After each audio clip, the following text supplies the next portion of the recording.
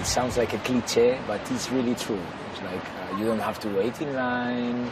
You really feel the wind. You get wet. You are out there. I was maybe 11 when a friend of my father brought me behind him on a BMW, a bike, for the first time, and it was like a flash in my head. Wow, motorcycling. And since it's so important to my life.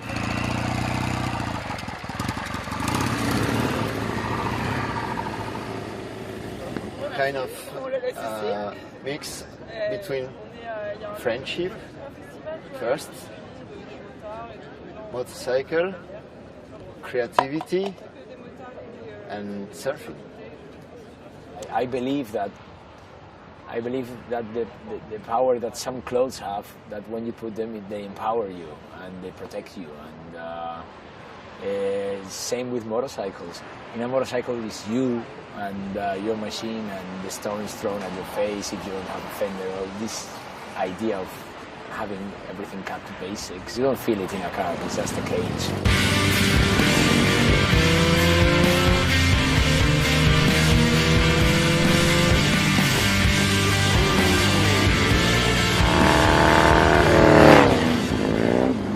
In the old days, motorcycles was a really closed, like a ghetto, you know? You had these clubs, and the people that was doing motorcycles were inside these gangs, and it was really an outlaw movement. It's appealing to a broader audience now. You know, skateboarders, surfers, snowboarders, people in action sports. Usually a bit younger than the traditional scene. A lot of people in their 20s and 30s.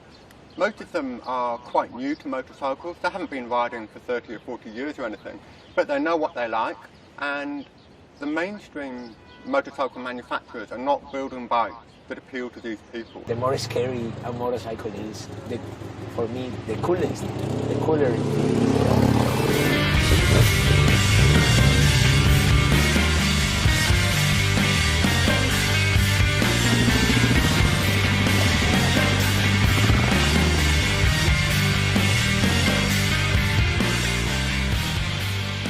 What they like are older style bikes, retro style, stripped back, minimal, very often just simple black and white, maybe war metal, and that's the kind of stuff that has an appeal to the new audience.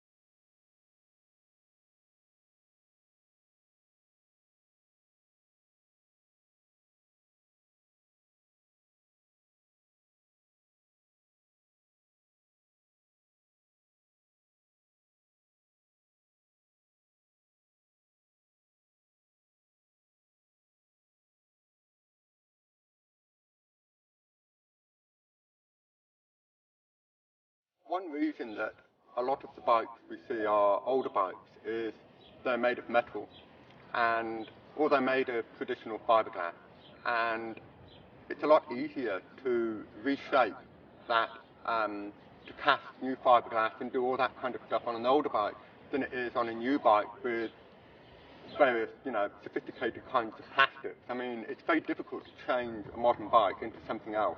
We want to get back to like the analog. We want to get back to simple things. We want to get back to, pistons and gears and getting our hands dirty.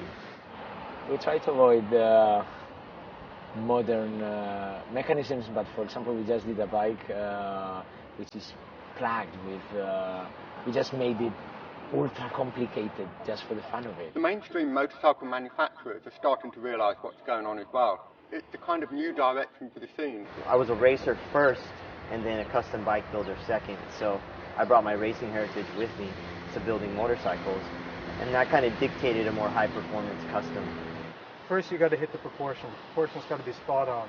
Then you can move on to work out the surfaces. Surfaces are good, then you can move on to do the detailing. And the detailing is then the third read, like when you're really close up on the bike. And this is how we usually attack the projects.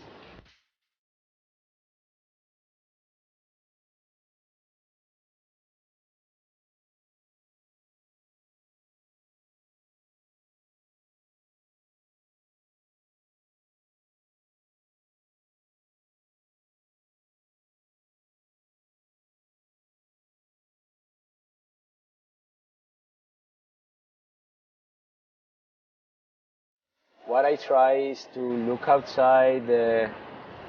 I love living creatures. For example, insects. Insects is a great inspiration. I try on all my bikes to make them have a face. You know, that's what's special about motorcycles. Motorcycles, well, a lot of them don't hide anything. They don't hide everything behind bodywork. It's like their hearts are exposed. That if you have your own bike made to your exact specifications and you understand it and you understand the danger in it and you embrace it instead of being scared, you become one with a single unit.